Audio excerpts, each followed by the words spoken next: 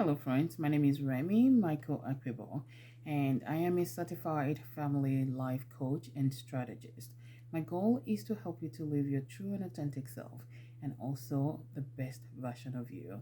So, if you want to work with me or hire me, go ahead and send me a message. You can click on my calendar to schedule time and we will connect together. Okay. So, one of the best ways that you can live a true and authentic life to be in charge of your own life and live a happier and healthier life is by the choices that you make. So this morning we're going to be exploring the topic setting healthy boundaries, and we're going to talk about how that ties into your self-care and also your overall well-being.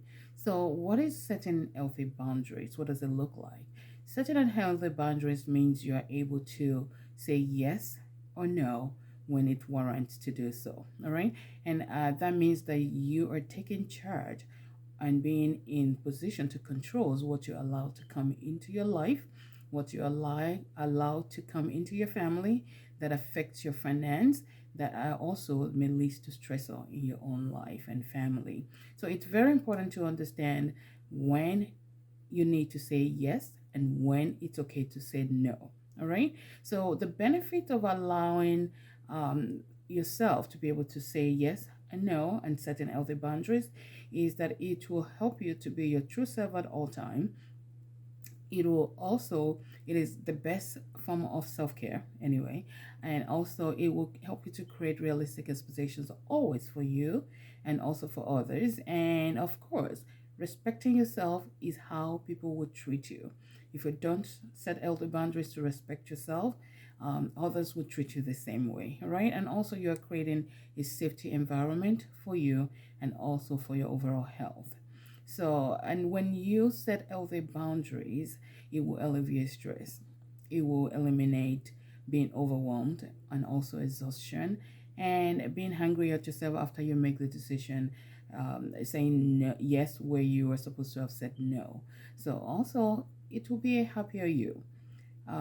One of the scenarios to bring into this is the fact that there was a time that I call somebody because my schedule could not allow whatever task that it is. So I was trying to delegate that for somebody else to help me to take on that task. And when I called the person, she said, "Oh no, I'm not going to be able to do it." And I'm like, "Oh, thank you so much for letting me know." And I acknowledged it and I said, "You know what, I'm very proud of you that you're able to say no, because a lot of people will actually shy away from saying that and they will take on the task and beat themselves up after they said yes." So I was very proud of that moment and I acknowledged her and I let her know, you know what, keep up the good work. It will really help you mentally and physically. And be proud of yourself that you're able to stand up to that. And yes, we ended really the conversation and move on to next, right?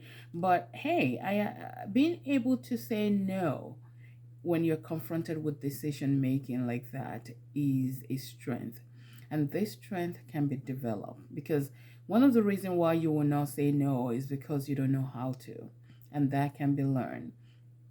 One of the ways that you can say no is, I mean, I'm confronted with that all the time, and one of the ways that I say is um, no is by saying, "Oh, let me check into my schedule," and I'm checking into my schedule to see whether I can accommodate it, whether I can fit in there or not, and say, "Okay, no, I'm sorry, I can't do this at this time. Can we reschedule it? Can we look at other time that it can fit into both of our schedules?" And that's it. So we should be able to say no. We don't need to please everybody. And if you say no and somebody get angry at you, that's on them, not you. Kudos to you that you're able to say no. And if that person always act up whenever you say no, or that you cannot do one thing or the other, maybe you shouldn't be in that relationship in the first place. Because saying no should not be something that you have to argue about or stress about, or you feel like you have to defend yourself every time that you say no. All right? So it's a strength that you can develop. The fear that somebody else is going to be hungry should not be there, because if it's a healthier relationship, no should be okay. All right. So people pleasing, it's a definitely no. There is no reason to please other people and displease yourself. And then you get angry at yourself and then you beat yourself up to it. And at the end of the day, you don't produce quality um, task anyway. So when you're confronted with that situation, it's okay to say yes or no. All right. Um, Sari Gilman, she's the author of the book Transform Your Boundaries. She said, take a pause and think about it. When you listen to yourself, you can hear your compass tell you yes or no. And honestly, the best decision ever that you can take to help yourself to live a stress free life all the time. All right. So, the best self care gift that you can give to yourself is setting healthy boundaries and being in control of what you allow to come into your life, into your family, that affects your finance and that could lead to stressor. And you will be the most happier person. All right. So think about it. It's something that you constantly have to bring awareness to when you're confronted with decisions at work, at home, with friends, family, and you should be able to say yes, no, let's reschedule, and then be a happier person and a healthy person as well. All right, so your ability to say yes, no will go a long way.